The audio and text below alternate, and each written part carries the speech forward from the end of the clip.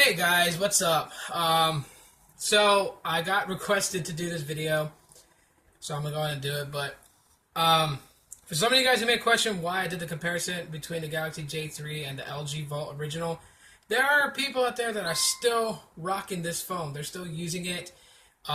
This is 2014's top best budget device. I'm sure that some will disagree. Some will say it was, the Moto G second gen, whatever. But well, for what you get in this phone, it was like wow at the time. And honestly, till today, there's still not a lot of budget devices that have the features that the Vault have. So you really got to give it up to the LG Vault. But there are people that are looking to upgrade, and phablets is starting to become the ever so popular phones to get. So some people are just like, they don't want phablets. They're like, it's too big for my hands. I don't want to lug around a brick. So they want another smartphone.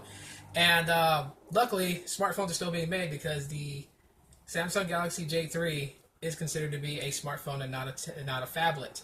So, is the J3 a big enough upgrade from the Vault? Well, let me just give it to you guys as real as possible. Okay, both phones run Snapdragon 400 series. This runs the 400. This one runs the 410. Now, as far as the front-facing cameras, 1.2 megapixel on the Vault versus a 2 megapixel. Now, the Vault's front-facing camera, they come out grainy when you take selfies indoor. Outdoor, they're slightly grainy, but because the better, the sunlight and everything like that, your pictures come out a little bit better. But nevertheless, grainy photos with the front-facing camera. The 2 megapixel on this one's not really that good with low lighting, but outside lighting, you're gonna get some real good shots, real good selfies. The rear camera is 5 megapixel on the J3 and an 8 megapixel on the Vault. Sure, this is a 5 megapixel, but the image processing on the Galaxy J3 is much better than it is on the Vault. So your pictures will come out very nice, very clear.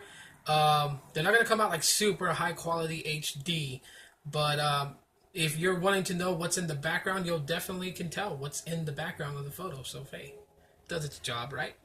5-inch display, Super AMOLED display, by the way. 720 by 1280, I believe, or 1080 is the resolution on this one. 540 by 860 on this one, so not even HD on the Vault. So it's kind of a step up. Now, the speaker placement on the bottom is a nice touch on the Vault. You will sacrifice that for a speaker on the back with the J3. They both have physical home buttons, but no biometric scanners on them.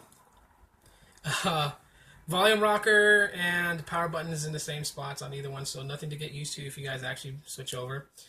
And things that you will lose on the J3 that is currently on the Vault is you will lose the tap the screen to wake option. You'll lose that. Power, the battery life, not battery life, but the battery itself. It's a 2600 milliamp hour battery on the J3 against a 3000 milliamp hour battery on the Vault. So yeah, it's a 400 milliamp difference. But battery life on the J3 seems to be like an up and down. Sometimes it's like 10 to 12 hours, and then sometimes it's like, a day. It's kind of screwy, this phone. Where the things you will sacrifice, and these are just minor features that the Vault had, and this is why the Vault I consider to be the best budget smartphone of 2014. One is if you use the phone as a remote, the IR blaster on the Vault. There is no IR blaster on the J3. If you use tap to pay, there's NFC on the Vault. There's not NFC on the J3. And yeah, those are some of the things that you will lose between the Vault and the J3. But other than that, do I think that it is a great upgrade from the Vault? No, I don't, actually.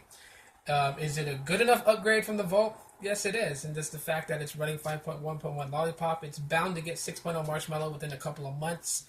It's got a bigger display, so it went up by 0.3. So it's a full 5-inch display.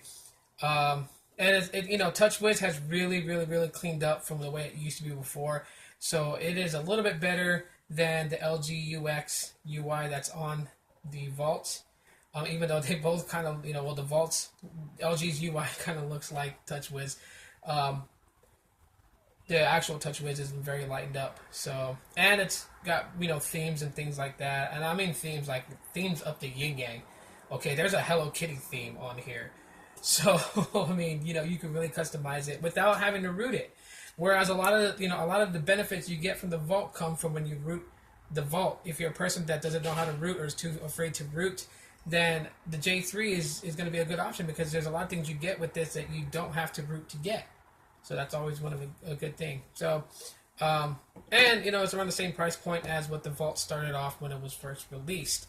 The Vault being $179.99 when it first came out. The J3 is also $179.99 when it first came out. So that's just really my opinions between both phones. So it's not a great upgrade from the Vault, but it's a good enough upgrade from the Vault if you're looking to get a new device for this year. So if you guys enjoyed my quick opinions about the Vault versus the J3, let me know by leaving me that thumbs up. If you have anything you guys want to add on in the comment section, go ahead. If you have not subscribed, do so. Click that subscribe button. It's that way. My name is Tito with Aloha Android. Thanks for checking out my video. You guys are clutch, and you'll see me in the next one.